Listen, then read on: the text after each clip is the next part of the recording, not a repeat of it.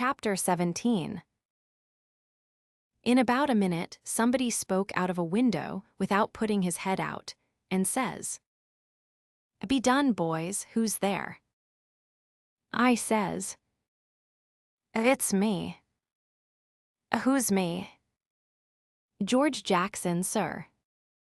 "What do you want?" "I don't want nothing, sir. I only want to go along by, but the dogs won't let me." "What are you prowling around here, this time of night for hay?" "I warn't prowling around, sir. I fell overboard off of the steamboat." "Oh, you did you? Strike a light there, somebody. What did you say your name was?" "George Jackson, sir. I'm only a boy." "Look here, if you're telling the truth, you needn't be afraid. Nobody'll hurt you. But don't try to budge. Stand right where you are. Rouse out Bob and Tom, some of you, and fetch the guns." "George Jackson, is there anybody with you?" "No, sir, nobody." I heard the people stirring around in the house now and see a light. The man sung out, "Snatch that light away, Betsy, you old fool, ain't you got any sense? Put it on the floor behind the front door. Bob, if you and Tom are ready, take your places." "All ready." "Now, George Jackson, do you know the Shepherdsons?" "No, sir, I never heard of them." "Well, that may be so, and it mayn't. Now, all ready, step forward, George Jackson. And mind, don't you hurry, come mighty slow. If there's anybody with you, let him keep back. If he shows himself, he'll be shot. Come along now. Come slow, push the door open yourself. Just enough to squeeze in, do you hear?" I didn't hurry. I couldn't if I'd a wanted to. I took one slow step at a time, and there warn't a sound, only I thought I could hear my heart. The dogs were as still as the humans, but they followed a little behind me. When I got to the 3 log doorsteps, I heard them unlocking and unbarring and unbolting. I put my hand on the door and pushed it a little and a little more till somebody said, "There, that's enough, put your head in." I done it, but I judged they would take it off. The candle was on the floor, and there they all was, looking at me and me at them for about a quarter of a minute. 3 big men with guns pointed at me, which made me wince, I tell you. The oldest, gray and about 60, the other 2 30 or more, all of them fine and handsome, and the sweetest old gray-headed lady, and back of her 2 young women which I couldn't see right well. The old gentleman says, "There, I reckon it's all right, come in." As soon as I was in the old gentleman, he locked the door and barred it and bolted it, and told the young men to come in with their guns, and they all went in a big parlor that had a new rag carpet on the floor, and got together in a corner that was out of the range of the front windows. There warn't none on the side. They held the candle and took a good look at me and all said, "Why, he ain't a Shepherdson, no, there ain't any Shepherdson about him." Then the old man said he hoped I wouldn't mind being searched for arms, because he didn't mean no harm by it, it was only to make sure. So he didn't pry into my pockets, but only felt outside with his hands and said it was all right.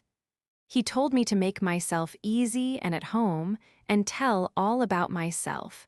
But the old lady says, "Why, bless you, Saul, the poor thing's as wet as he can be. And don't you reckon it may be he's hungry?" "True for you, Rachel, I forgot." So the old lady says, "Betsy, this was a nigger woman. You fly around and get him something to eat as quick as you can, poor thing. And one of you girls go and wake up Buck and tell him, 'Oh, here he is himself.'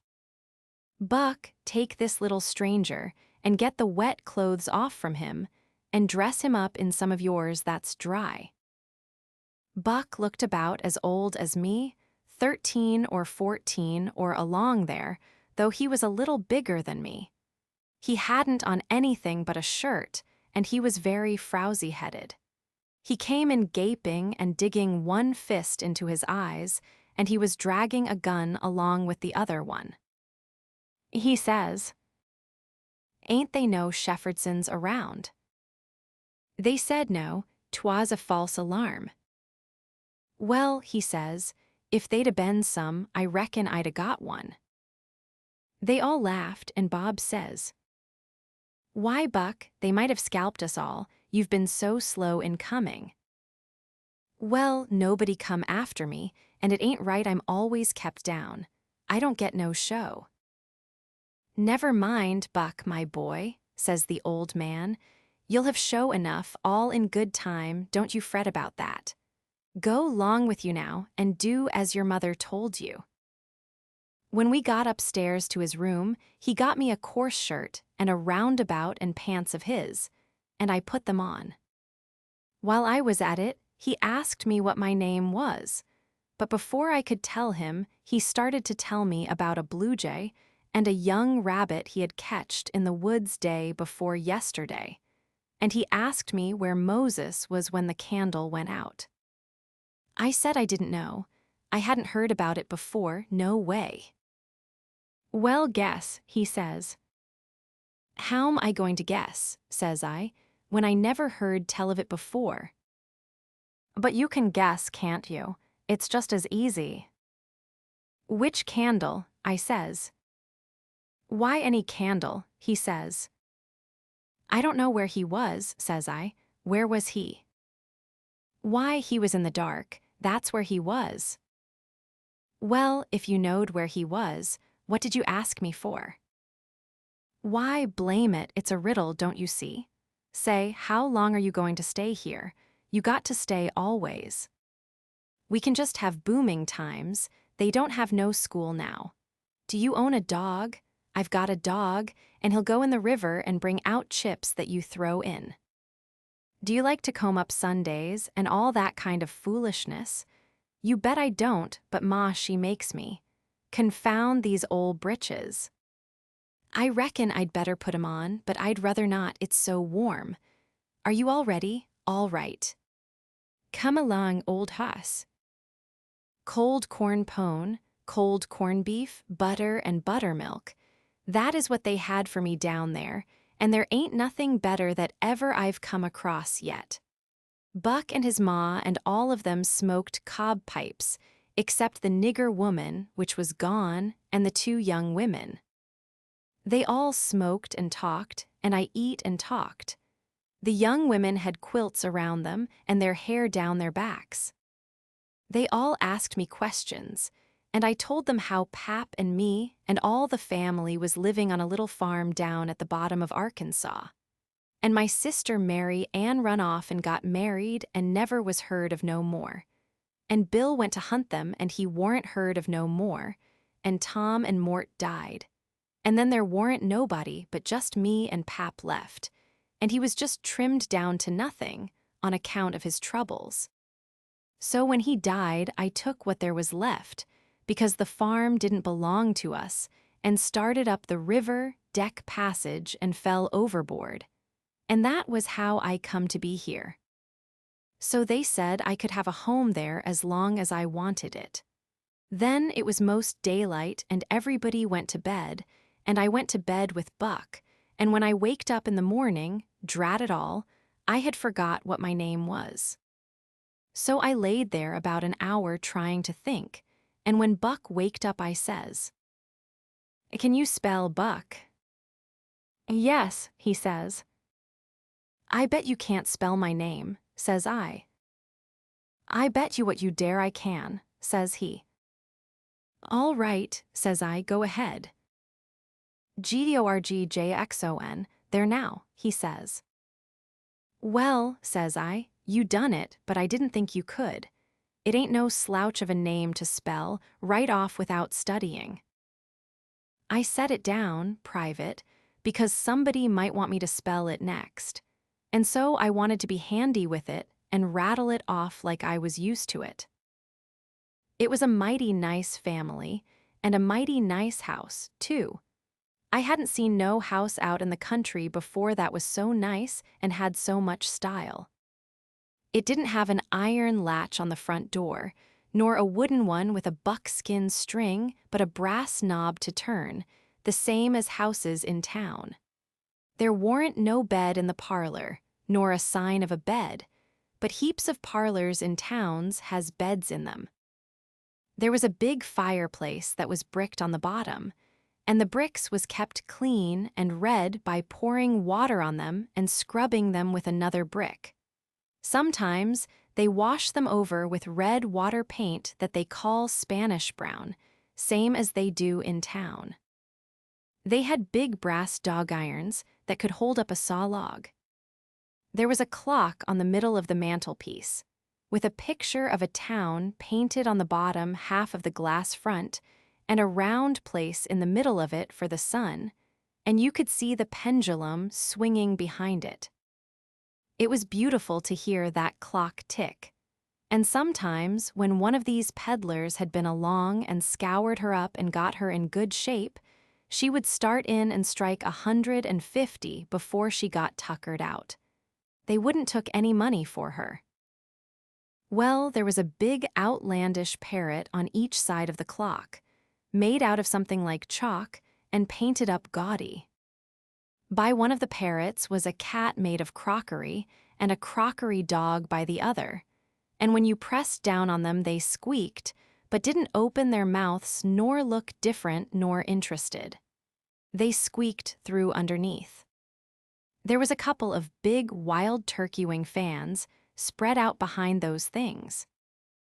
On the table in the middle of the room was a kind of a lovely crockery basket that had apples and oranges and peaches and grapes piled up in it, which was much redder and yellower and prettier than real ones is. But they weren't real because you could see where pieces had got chipped off and showed the white chalk, or whatever it was, underneath. This table had a cover made out of beautiful oilcloth, with a red and blue spread eagle painted on it and a painted border all around. It come all the way from Philadelphia, they said. There were some books, too, piled up perfectly exact on each corner of the table. One was a big family Bible full of pictures. One was Pilgrim's Progress, about a man that left his family. It didn't say why. I read considerable in it now and then. The statements was interesting, but tough. Another was Friendship's Offering, full of beautiful stuff and poetry, but I didn't read the poetry. Another was Henry Clay's Speeches, and another was Dr. Gunn's Family Medicine, which told you all about what to do if a body was sick or dead. There was a hymn book and a lot of other books. And there was nice split-bottom chairs and perfectly sound, too, not bagged down in the middle and busted like an old basket. They had pictures hung on the walls, mainly Washingtons and Lafayettes and Battles and Highland Marys, and one called Signing the Declaration. There was some that they called crayons, which one of the daughters which was dead made her own self when she was only 15 years old. They was different from any pictures I ever see before, blacker mostly than is common. One was a woman in a slim black dress, belted small under the armpits, with bulges like a cabbage in the middle of the sleeves, and a large black scoop shovel bonnet with a black veil, and white slim ankles crossed about with black tape, and very wee black slippers like a chisel. And she was leaning pensive on a tombstone on her right elbow, under a weeping willow, and her other hand hanging down her side holding a white handkerchief and a reticule. And underneath the picture it said, "Shall I never see thee more, alas." Another one was a young lady with her hair all combed up straight to the top of her head, and knotted there in front of a comb like a chair back, and she was crying into a handkerchief and had a dead bird laying on its back in her other hand with its heels up. And underneath the picture it said, "I shall never hear thy sweet cheer-up more, alas." There was one where a young lady was at a window looking up at the moon, and tears running down her cheeks, and she had an open letter in one hand with black sealing wax showing on one edge of it, and she was mashing a locket with a chain to it against her mouth. And underneath the picture it said, "And art thou gone? Yes, thou art gone, alas." These was all nice pictures, I reckon, but I didn't somehow seem to take to them, because if ever I was down a little they always give me the fan-tods. Everybody was sorry she died, because she had laid out a lot more of these pictures to do, and a body could see by what she had done what they had lost. But I reckon that with her disposition, she was having a better time in the graveyard. She was at work on what they said was her greatest picture when she took sick, and every day and every night it was her prayer to be allowed to live till she got it done, but she never got the chance. It was a picture of a young woman in a long white gown, standing on the rail of a bridge all ready to jump off, with her hair all down her back, and looking up to the moon, with the tears running down her face, and she had 2 arms folded across her breast, and 2 arms stretched out in front, and 2 more reaching up towards the moon. And the idea was to see which pair would look best, and then scratch out all the other arms. But as I was saying, she died before she got her mind made up, and now they kept this picture over the head of the bed in her room, and every time her birthday come they hung flowers on it. Other times it was hid with a little curtain. The young woman in the picture had a kind of a nice sweet face, but there was so many arms it made her look too spidery, seemed to me. This young girl kept a scrapbook when she was alive, and used to paste obituaries and accidents and cases of patients suffering in it out of the Presbyterian Observer, and write poetry after them out of her own head. It was very good poetry. This is what she wrote about a boy by the name of Stephen Dowling Botts that fell down a well and was drowned. Ode to Stephen Dowling, Botts, decked. And did young Stephen sicken, and did young Stephen die?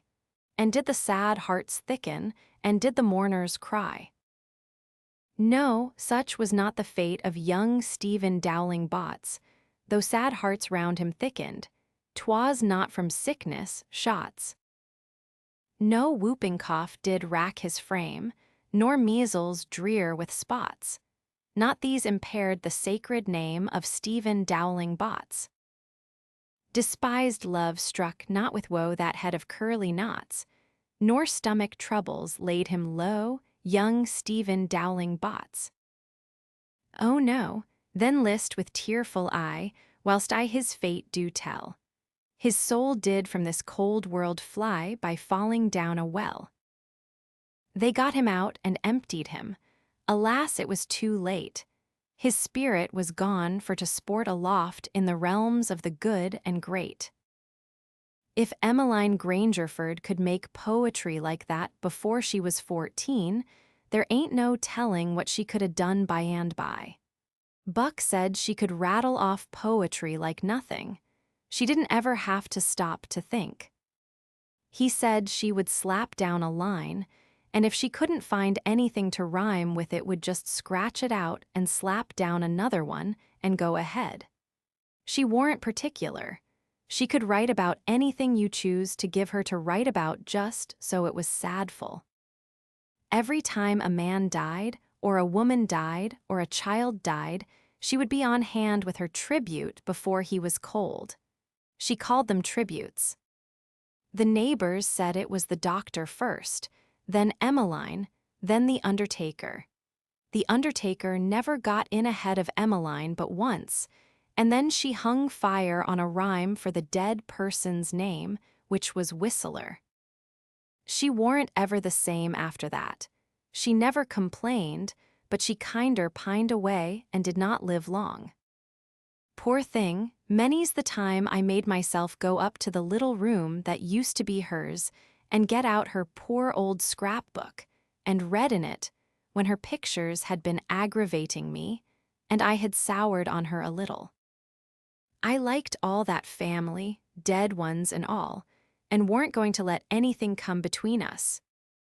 Poor Emmeline made poetry about all the dead people when she was alive, and it didn't seem right that there weren't nobody to make some about her now she was gone. So I tried to sweat out a verse or two myself, but I couldn't seem to make it go somehow. They kept Emmeline's room trim and nice, and all the things fixed in it just the way she liked to have them when she was alive, and nobody ever slept there.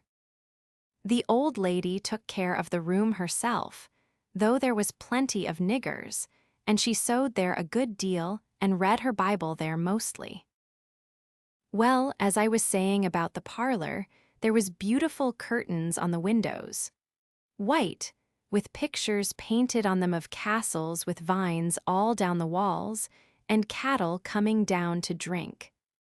There was a little old piano, too, that had tin pans in it, I reckon, and nothing was ever so lovely as to hear the young ladies sing, "The Last Link is Broken," and play "The Battle of Prague" on it.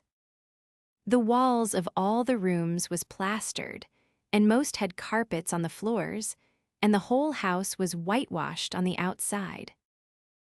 It was a double house, and the big open place betwixt them was roofed and floored, and sometimes the table was set there in the middle of the day, and it was a cool, comfortable place.